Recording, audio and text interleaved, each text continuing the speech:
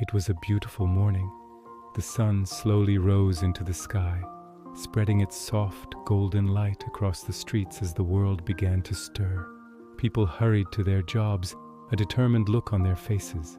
Children rushed to school, their heavy bags bouncing on their backs, their loud laughter echoing through the air. College students walked in groups, their voices filled with excitement as they talked about dreams and plans for the future. Everyone had somewhere to go. Everyone had someone waiting for them. Everyone, it seemed, had a purpose. But there was one boy who didn't. To be honest, his life had no real routine, no spark of excitement, and no compelling reason to wake up early. Most days he would wake up late. Sometimes he felt tired, sometimes just lazy, but most of the time he just felt empty. It wasn't a sadness deep enough to make him cry, nor a happiness bright enough to make him smile. He was just existing. He didn't talk much, and he didn't laugh much either. Life already felt heavy even before the day had truly begun. After slowly, reluctantly getting ready, he would leave for college. He felt no excitement, no motivation. He was just going because he had to. He didn't even bother making breakfast most days. Sometimes a quick cup of black coffee was all he had. It was enough, he thought, for someone who didn't really care about himself anymore. He always walked alone. No music played in his ears. No friends walked beside him.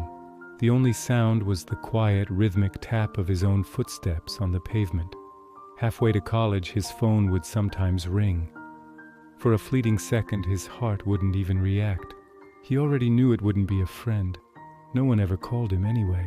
Before even checking the screen, he knew it had to be something impersonal.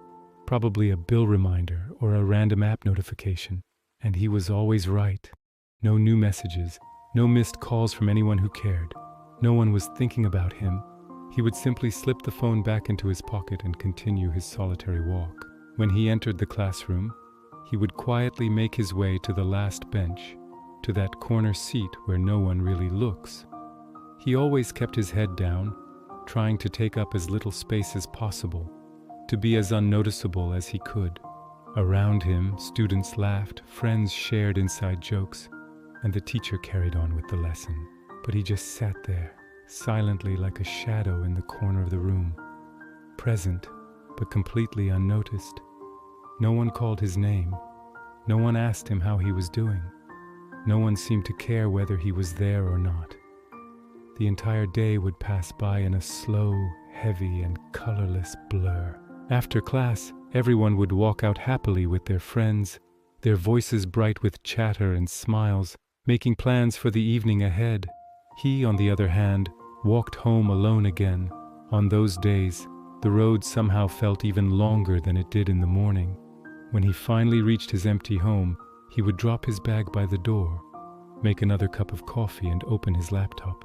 Then came the only part of the day he actually looked forward to: anime. This was his escape. As he watched, a genuine smile would finally appear on his face. He would laugh out loud at the funny scenes, feel his heart race with excitement during the intense fight sequences, and sometimes he would even shed a tear during the deeply emotional moments. For those few precious hours, he wasn't lonely anymore.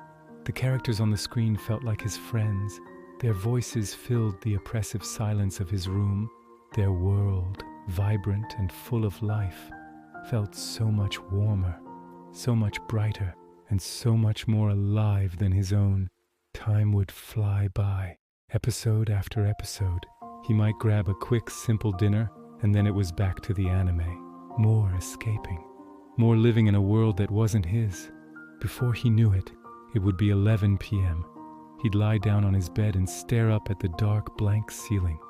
The room was quiet again, but his thoughts were loud, swirling in his mind. Why does the anime world feel more alive than my real life? He would wonder. Why do these fictional characters make me feel more seen, more cared for than any real person ever has?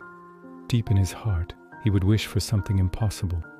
He wished he could wake up as one of them, as an anime character, a hero, someone important, someone who was noticed, someone who was loved.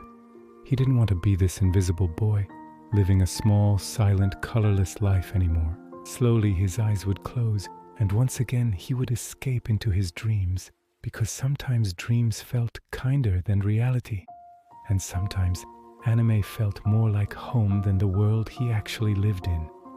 If you've ever felt this way, even for a moment, know that you are not alone in that feeling. There are stories that connect us and worlds that give us hope. Thank you for listening.